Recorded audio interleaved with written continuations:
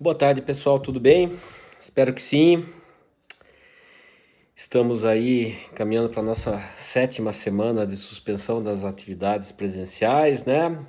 Todos estamos muito cansados com essa situação, né?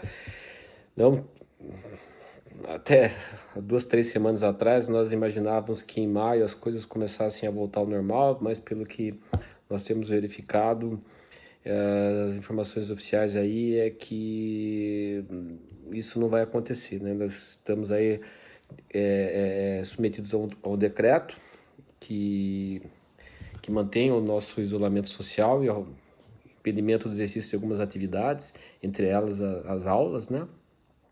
Que está em vigor até o dia 10 de maio, né? A gente não sabe o que vai acontecer. Provavelmente ele vai ser estendido mais uma vez, né?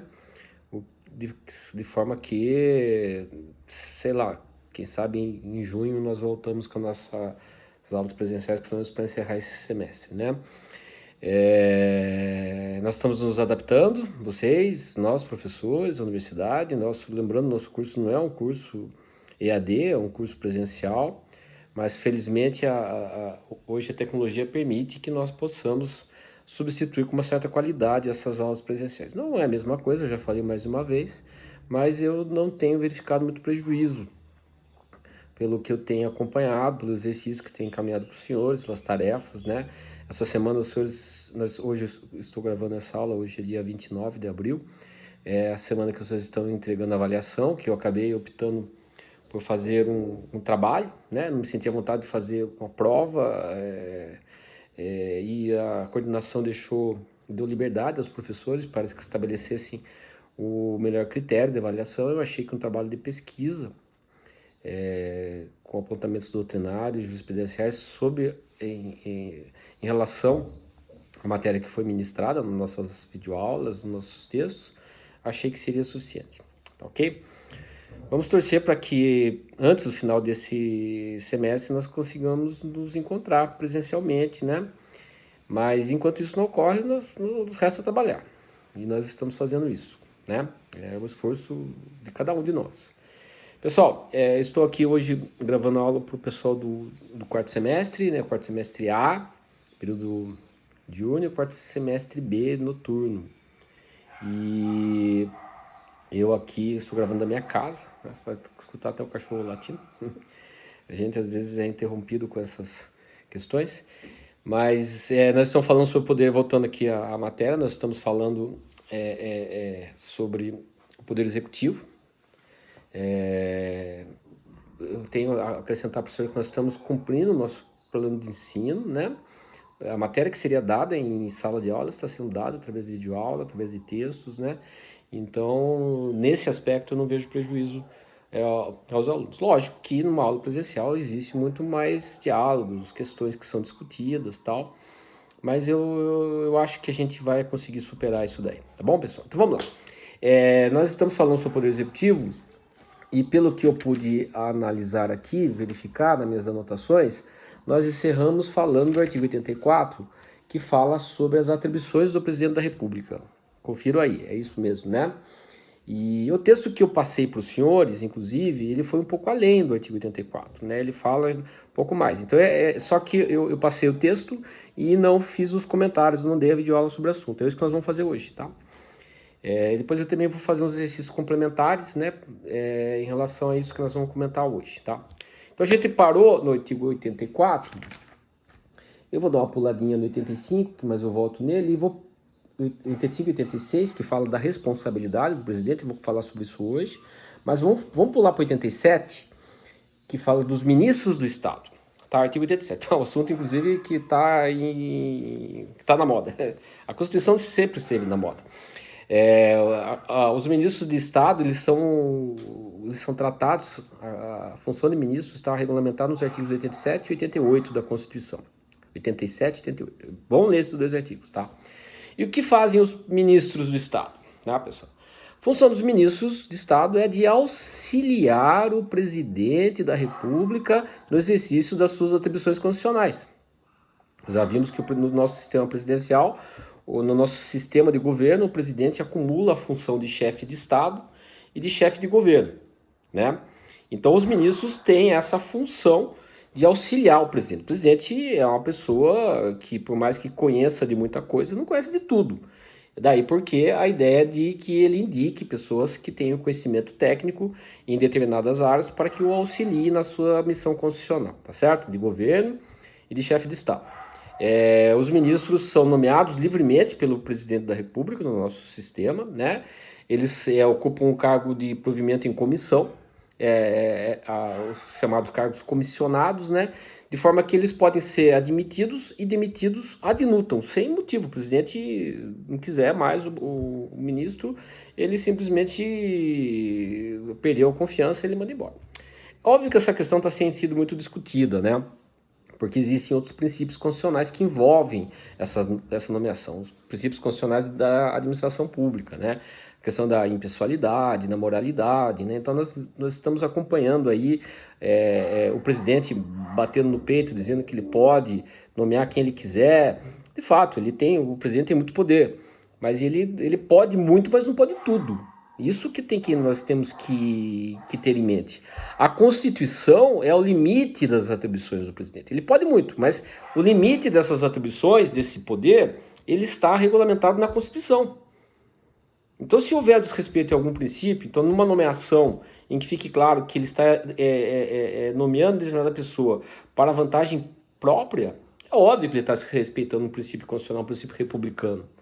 Então, ainda que, eu reafirmo, que o presidente possa, no nosso modelo, no nosso sistema de governo, nomear quem ele queira, né, e até que deve haver uma relação de confiança, isso existe um limite em relação a isso. E esse limite é traçado na nossa Constituição. Então tem que prestar atenção nisso, tá, pessoal? Então, voltando, o presidente pode nomear quem ele quiser, né, desde que não fique caracterizado que ele está nomeando para interesse pessoal, interesses escusos, principalmente. Tá bom? Os ministros, a própria Constituição traça quais são os requisitos para serem ministros, né? Tem que ser brasileiro, nato, naturalizado, e ter mais de 21 anos e estar em ordem com seus direitos políticos, né? Pessoal, no pleno exercício dos direitos políticos, uma perguntinha interessante que cai em prova. A função de ministro é privativa de brasileiro nato? A resposta é não. A não ser um único ministro de Estado, que deve ser brasileiro nato, de acordo com o artigo 12, parágrafo 3º, é o ministro de Estado da Defesa. Está lá no artigo 12, parágrafo 3º. Os demais ministros de Estado não precisam ser brasileiros natos, podem ser naturalizados. Tá ok, pessoal? Perguntinha aí de algibeira que pode cair em provas, tá, pessoal? Preste bem atenção. Muito bem. Então, essa função de auxiliar, como diz os artigos 87 e 88, traçam, né, as funções, né, os requisitos para ser ministros. E em relação às funções, o papel do ministro é de orientação, de coordenação e supervisão dos órgãos e entidades relacionados ao seu ministério, né, de sua competência. E uma questão interessante que ficou aí também, que veio à baila agora nesses últimos acontecimentos políticos, né, que é legal acontecer porque a gente ilustra a Constituição com exemplos práticos, né. Uma questão interessante que está lá nas funções, olha, eu inciso 1 aqui, né,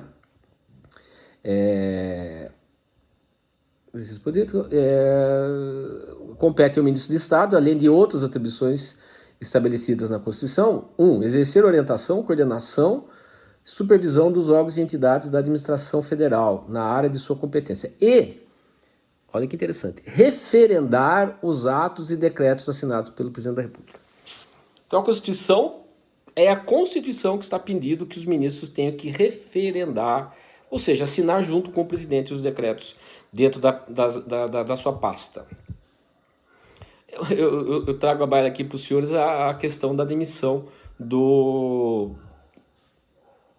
delegado, do diretor-geral da Polícia Federal, em que o ministro da Justiça, o ministro Sérgio Moro, e afirmou que não assinou e saiu no Diário Oficial, inclusive o nome nele, depois foi republicado.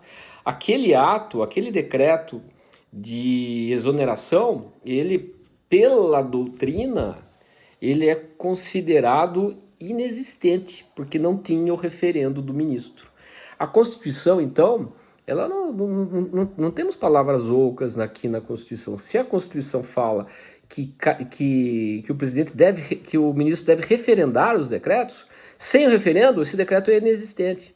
Alguns falam que é nulo, outros falam que é inexistente. Mas vejam que é a importância, tá? E um exemplo prático, né? Então, o ministro não é uma figura decorativa que fica batendo continência apenas para o presidente. Ele tem umas funções constitucionais, até porque ele é o responsável técnico em determinadas decisões, tá? É o nosso sistema, pessoal, nosso sistema de freios e contrapesos. Repito, o presidente pode muito, mas não pode tudo. Ele deve sim procurar outros órgãos, para se orientar em relação a algumas decisões que ele toma. Ele não pode simplesmente atabalhadamente decidir e achar que eu sou presidente, eu tenho a caneta, eu posso, tá, pessoal? A Constituição representa esse limite, ok, pessoal? Muito bem. Superada a questão dos ministros, né, o papel do ministro, os requisitos para ser ministro, né, leia os artigos, importante. Vamos falar também, em continuação, dos conselhos, aqui órgãos também relacionados ao Poder Executivo, Conselhos da República e o Conselho de Defesa Nacional. São dois conselhos. Eu sempre brinco até com os alunos, né? Para que serve o conselho, né? Se o conselho fosse bom, ninguém vendia, né, pessoal?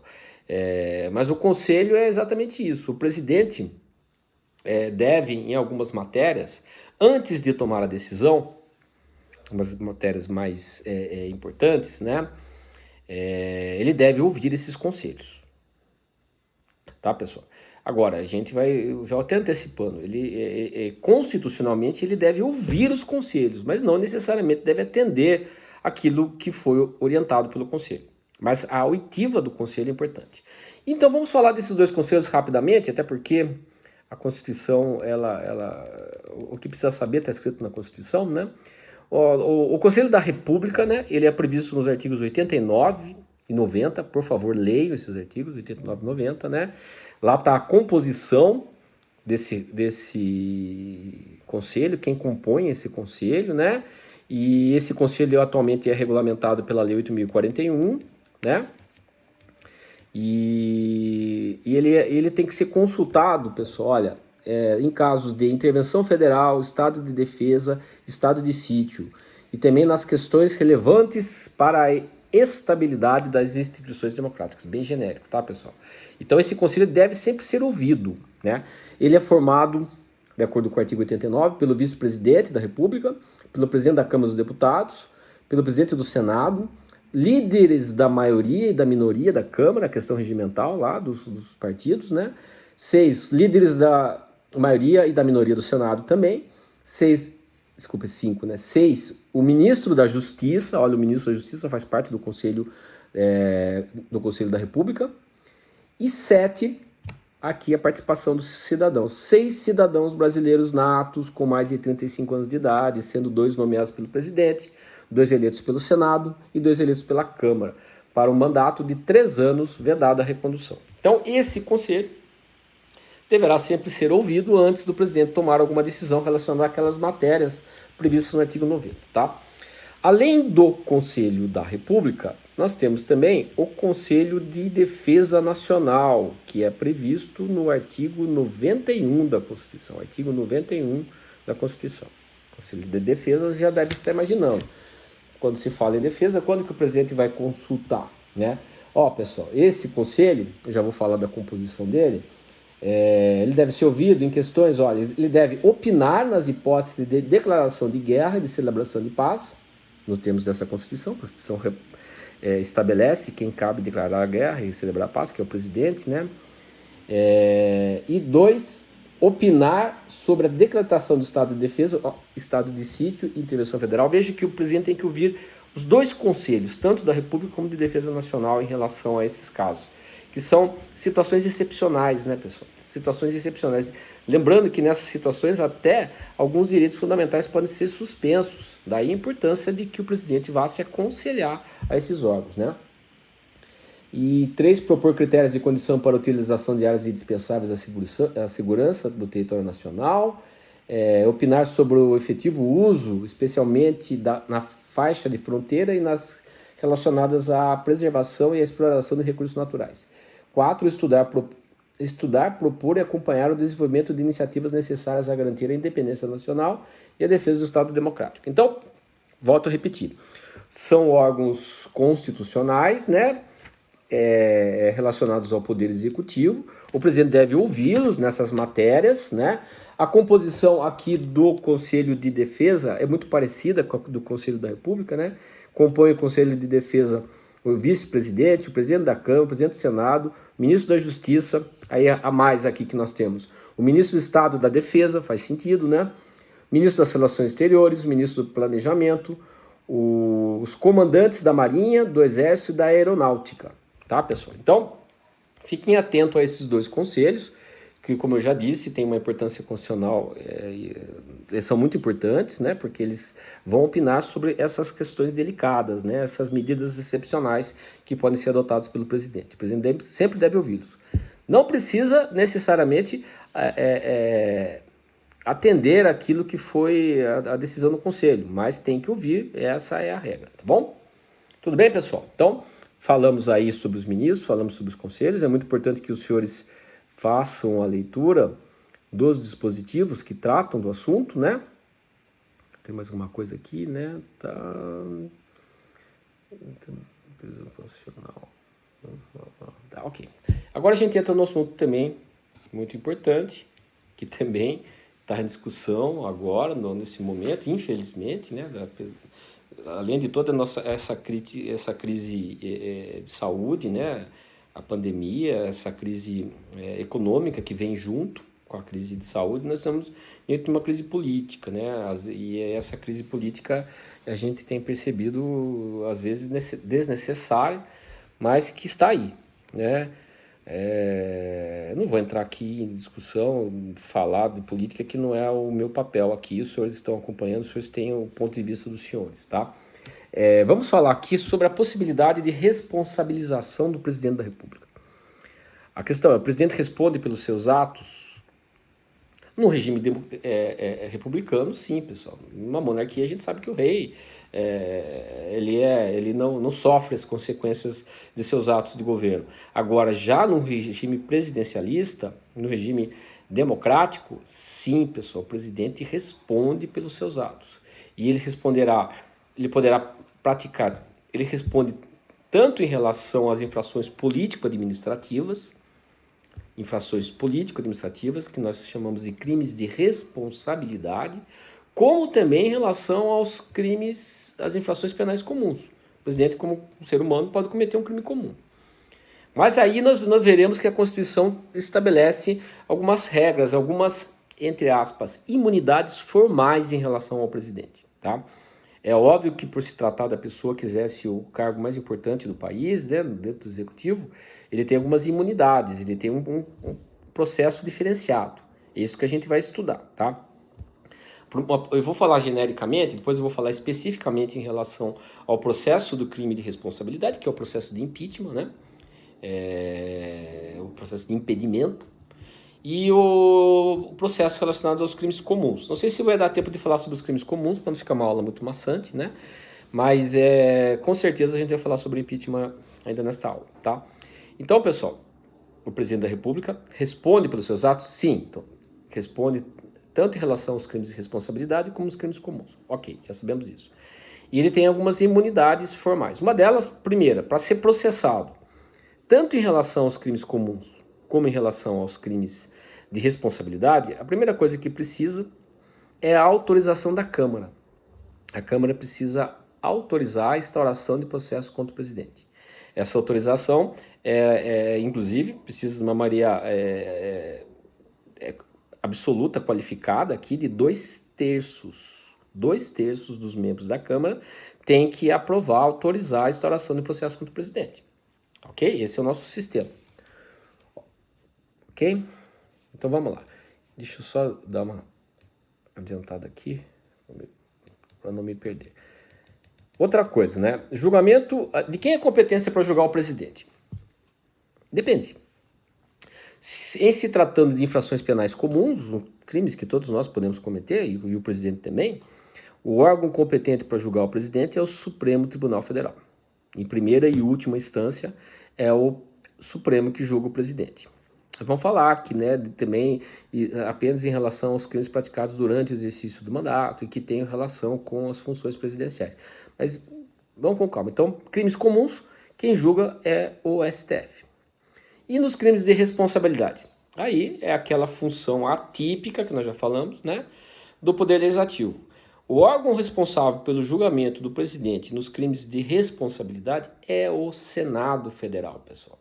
Senado Federal. Nós já falamos sobre isso, né? Mas a gente vai esmiuçar melhor isso daqui. Muito bem. Então, o presidente pode cometer crimes pode se responsabilizar por eles? Sim. E que crimes são esses? Primeiro vamos falar dos crimes de responsabilidade, pessoal. Artigo 85. A gente volta, então, na Constituição. Artigo 85, né? A própria Constituição, ela meio que define o que são crimes de responsabilidade. O caput do artigo 85 diz assim, ó, são crimes de responsabilidade os atos do presidente que atentem contra a Constituição Federal e especialmente contra. Então eu posso imaginar já de cara que o crime de responsabilidade é aquele que atenta contra a Constituição. Daí, especialmente contra a existência da União, livre exercício dos poderes, exercício dos direitos políticos, segurança interna do país, probidade da administração, lei orçamentária e cumprimento das leis e das decisões judiciais. Tá? Agora, como se trata de uma infração, crime de responsabilidade, embora é um crime de responsabilidade, nós temos que imaginar que a conduta que tipifique esse crime deve estar prevista na lei. Então, cabe à lei, no caso, inclusive, a lei federal, somente a lei federal, definir quais são as condutas que caracterizam crimes de responsabilidade, tá, pessoal? Então, a Constituição, ela diz assim, ó, no parágrafo único do artigo 85, olha, esses crimes serão definidos em lei especial que estabelecerá as normas de processo e julgamento. Então, é uma lei especial, a Constituição ela não está criando crime. Nem é o papel da Constituição criar o crime. Ela apenas está definindo o que são crimes de responsabilidade, dizendo que são aqueles que atentam contra a Constituição, especialmente sobre, né? Daí vem aqui, ela elenca até o inciso 7, mas cabe à lei federal, definir quais as condutas que, de fato, caracterizam os crimes de responsabilidade. Atualmente, pessoal, a lei que define os crimes de responsabilidade é a Lei 1079 de 1950. Lei 1079 de 1950. Que foi recepcionada, obviamente, né, em vigor, pela Constituição de 88, sofreu uma alteração em 2000, pela Lei 10.028, foi inclusive por conta dessa modificação constitucional em 2000, que foi possível caracterizar um crime de responsabilidade praticado pela ex-presidente Dilma Rousseff, em que criou a questão, tipificou crimes de violação ao orçamento, né? Até porque a Constituição fala, né, a lei orçamentária, e eles regulam, né, os crimes, bem como o processo de julgamento em relação a esses crimes de responsabilidade, que ele também é diferente, pessoal, tá? E, embora sejam crimes de responsabilidade, tenham esse nome, eles não prevêem uma pena privativa de liberdade, né? Não tem detenção, reclusão. As penas para esses chamados crimes de responsabilidade são duas. Uma de natureza política, né? É a chamada sanção política, né? Que é a perda do cargo. Aliás, as duas sanções são de natureza política, se a gente analisar bem, né? Elas são previstas no artigo 52, parágrafo único, né? E de acordo com a doutrina, prestem atenção nesse assunto que é importante, elas são autônomas e cumulativas. Então, o presidente, ou aqueles que não é só o presidente que pode sofrer esse crime de responsabilidade, que pode cometer crime de responsabilidade e sofrer o processo de impeachment. Vocês sabiam, se não sabiam também, estão aprendendo agora, estão aqui para isso. Além do presidente, os ministros do STF, procurador-geral e outros cargos, ministros de Estado, também podem cometer crimes de responsabilidade, pessoal. E também podem Da mesma forma, sofreu processo de impeachment, de impedimento. E a sanção cabível, no caso, são duas, de natureza política, né? É a perda do cargo e a inabilitação por 8 anos para o exercício de qualquer função pública. Então, perda do cargo e inabilitação por 8 anos para o exercício de função pública. Então, terminado o processo, a pena aplicada é essa: o indivíduo perde, no caso, o presidente perde o cargo e fica inabilitado para exercer qualquer outra função. Foi o que aconteceu com o ex-presidente Collor. Foi o que aconteceu com ele. E gozado que na situação do Collor ele respondeu tanto por crime de responsabilidade como crime comum. Ele foi condenado pelo Senado e foi absolvido pelo STF no crime comum. Mas aí a história é história. E aqui, pessoal, eu trago só uma questão para os senhores. O último processo de impeachment, que é mais recente, da ex-presidente Dilma, de forma inusitada e até contrariando a doutrina, o Senado acabou por decidir que a aplicação de uma única pena, que seria a perda do cargo, e ficando a ela permitido o exercício de função pública, não ficando inabilitada. Isso contraria a doutrina, né? Em termos de jurisprudência, nós tínhamos apenas a decisão do Collor anterior, graças a Deus, senão a gente daqui a pouco vai ter a cada 4 anos um impeachment, né? Mas já temos 2 na nossa história. Então, de forma inusitada, se a gente fizer uma leitura do artigo 52, parágrafo 1, a gente pode perceber que as sanções são cumulativas. Tem um E, né? Perda do cargo e inabilitação, não ou. De qualquer forma, foi a decisão do Senado e ela acabou sofrendo apenas de perda do cargo. Tudo bem, pessoal? O processo de impeachment é extremamente político, pessoal. Tanto que ele só se inicia se o presidente não tiver, de fato, um apoio no Congresso. Já falamos para os senhores, para ter início o processo contra o presidente, precisa da maioria de 2/3. E o que é difícil de conseguir, né? Se o presidente não tem uma maioria dessa, não tem pelo menos 1/3 no Congresso, ele não está conseguindo nem governar. Então, é um processo político, tá? Então, vamos lá rapidamente sobre o processo de impeachment, que a gente já falou um pouco sobre ele, mas vamos agora esmiuçar um pouquinho mais. Natureza jurídica, como eu acabei de dizer, a maioria da doutrina entende que é o Instituto de Natureza Política, embora alguns entendam que possui natureza penal, por conta das sanções. E outros, sempre, né, a coluna do meio, que é de natureza mista, político-penal. Tá? O procedimento divide-se em 2 partes. O processo divide-se em 2 partes. Nós já falamos sobre isso quando falamos da competência do Senado e da Câmara, né? Primeiro, é necessário um juízo de admissibilidade, né? E é feito pela Câmara, que autoriza a instauração do processo. E depois, uma segunda fase, o processo de julgamento, que é feito pelo Senado, tá? Então, o juízo de admissibilidade está previsto no artigo 51, inciso 1, né, que tem início na Câmara, na Casa do Povo, né, para declarar que se há o indício, se há procedência da acusação. Não é condenação, é só autorizar o processo. Né.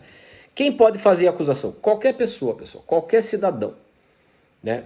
Regimentalmente, cabe aí ao presidente da Câmara abrir o processo de impeachment, né, e para que colocar em pauta esse pedido de instauração de processo, e para que seja autorizado a instauração do processo, precisa de 2/3 dos membros da Câmara. Então, vejam como precisa de uma maioria bem qualificada, né? E depois, autorizado, esse processo vai para o Senado, que recebendo essa autorização, instaurará o processo de crime de responsabilidade. E automaticamente, instaurado o processo pelo Senado, o presidente vai ficar suspenso das suas atividades por 180 dias. Isso é automático. Ele recebeu a autorização, automaticamente o presidente fica afastado por 180 dias, tá? Assume quem constitucionalmente deve assumir, que é o vice-presidente, né? Encerrado esse prazo de 180 dias, e não tendo ainda sido encerrado o processo de responsabilidade, o processo de impeachment, o presidente volta, o processo continua. Foi o que aconteceu com o Collor, né? O processo se estendeu mais de 180 dias, ele chegou a se afastar, voltar à presidência e depois acabou sendo condenado. Mas ele fica afastado no máximo durante 180 dias, tá? O procedimento, já falei para os senhores, que é previsto na Lei 1079, né? E uma coisa interessante, né, que a sessão de julgamento, o julgamento é feito pelo Senado, ela será presidida pelo presidente do STF, né? Então, uma participação do Poder Judiciário nesse processo de crime de responsabilidade. As sanções nós já vimos, né? Que é a perda do cargo e a inabilitação. E é isso aí, pessoal. Então vamos torcer para que não tenhamos aí mais um processo de impeachment, né? Porque isso aí...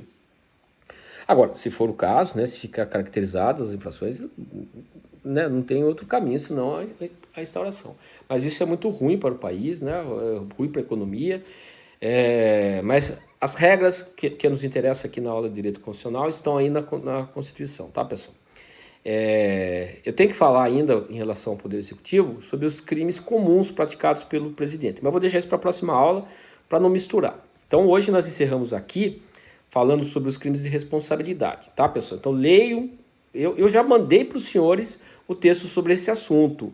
Se vocês prestarem atenção, o último texto da atividade remota já tem esse texto, já tem esse assunto naquele texto. Eu vou encaminhar até sexta-feira algumas questões a mais em relação a isso aí, dando prazo também para os senhores entregarem. E numa próxima aula, nós encerramos aí o Poder Executivo, e a gente dá início ao Poder Judiciário. Embora o Poder Judiciário nem esteja no nosso programa, nós vamos dar início, porque a gente tem tempo, a gente conseguiu aí dar uma adiantada, então tem tempo. Tá ok, pessoal? Tudo bem? Ainda lembrando para os senhores que nós temos aí os exercícios que eu ainda não corrigi, nós vamos corrigi-los, né, juntos, né, e torcendo para que nossas aulas presenciais voltem logo. Saudade de vocês, né, pessoal?